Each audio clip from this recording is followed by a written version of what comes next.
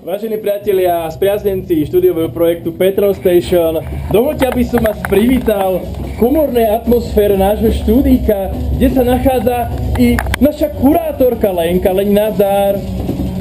A samozrejme náš Tibi, ktorý má trošku problémy s dýchaním, musíme mu tu z radiátoru púšťať teplý vzduch, pretože to prehná trošku.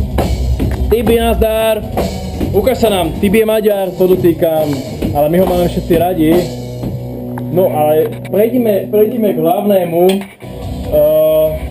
Hlavné je, že nahrávame dneska skladbičku Dievča z Lošonca. Dievča z Lošonca je pecká štadionovka, vymakaná skladba, ktorá má srdce, šťavu a je v podstate, áno, teraz môžete počuť.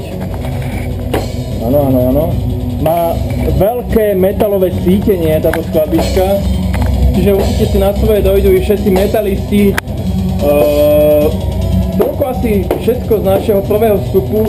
Vidíme sa opäť o týždeň, kedy budeme nahrávať gitary, spevy a ostatné tamburíny. Majte sa krásne.